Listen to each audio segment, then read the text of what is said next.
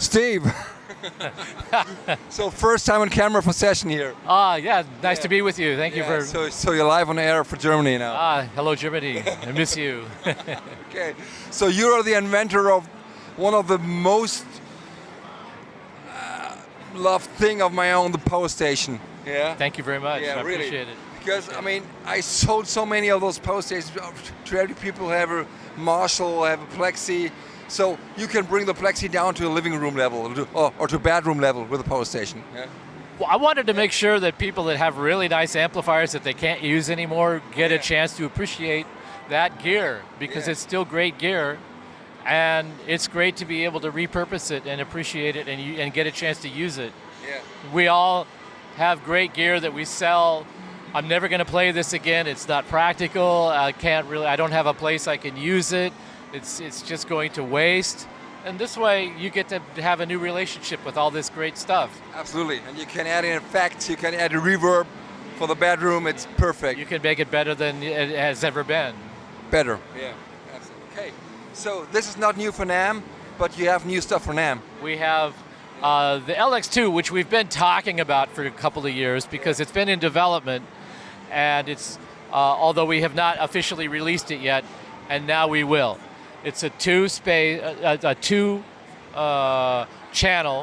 stereo power amplifier, 50 watts per side in a single rack space. Yeah. And we had to come up with some pretty unique technology to make that possible, but mainly it needed to be as reliable as all of our other power amps and as rugged on the road, and sound as good in half of the physical size. So there was quite an engineering challenge, and we spent a lot of time getting it right. And now we have it right, and we think it sounds really good, and it looks great, and it's reasonably priced. And as far as product timing-wise, it's very good because there's now so many people who are comfortable using modeling type devices that are understanding that some of that natural feel and punch that comes from tube gear can be added to modeling gear by using a good tube power amplifier.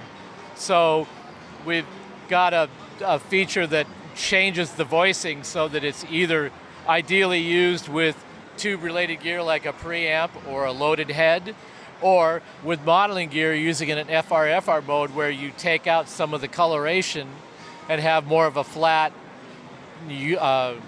neutral-sounding power amplifier, like the power amplifier in the power station that doesn't affect the sound of the power amp models in a modeler, for example. Yeah, sure.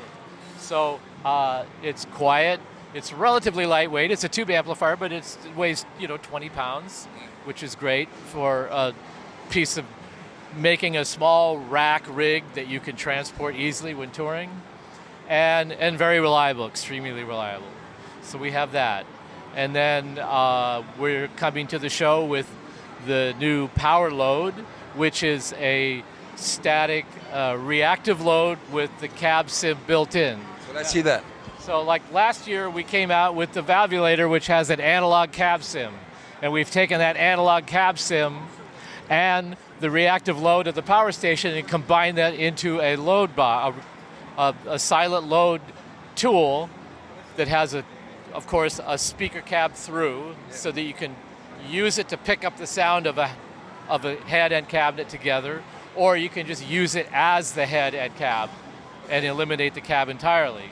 So it's a fully loaded. Fully loaded. And it has a stereo headphone circuit just like the GPDI does, that you can put reverb in, so you can take a big head with pedals in front and a little bit of reverb in the loop and practice with headphones.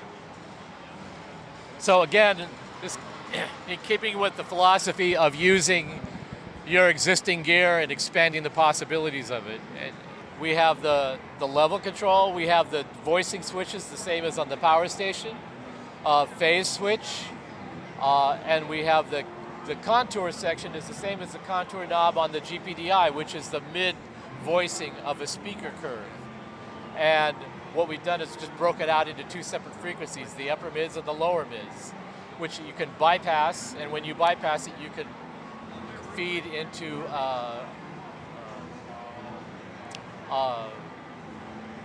power amp? a cab model, Oh, yeah. an impulse response model. rather than using this if you prefer to do that. The emphasis control is part of the cab voicing, and this can be treated more as the sound of a couple of different mics and mic positions, where you get out to the edge of the speaker sound. You either have a speaker that has more bite, and you can cut that bite back or increase that bite, or you want more of an air, a more transparent sound, which is the higher frequencies, up above 10 kilohertz. And again, you can trim that to determine how much of that you want. So it's really super flexible. You can basically redesign a speaker manually using this. And then on the back, we have the direct out 1, which is just the signal coming off, the raw signal coming off of the load without the cab sim. This is passive. This will operate with no power applied. And then we have the active direct 2 out, which is coming after the cab sim, all the active electronics, which only operate when the unit is powered. And the amplifier in, the cab through, which if you don't plug in, you're just recording silently, and the signal comes out here. And then if you want to practice, you use the headphones, and you can plug in a music source and play along with it, right? And then if you want to use another source like a preamp or something and use the cab sim without the load, you can go in here. Right. And then another nice feature of all of the power station is that the impedance is selectable. You're not married to just 8 ohms or 4 ohms to 16, or have to buy 3 different units to get all that flexibility. It's universal voltage. It runs off a 9-volt, 500 milliamp power supply, 9 to 12 volts. So it's very flexible. If you lose the adapter, you can use a variety of different kinds of adapters. So it's just really convenient and flexible, and the street price in the USA is $4.99.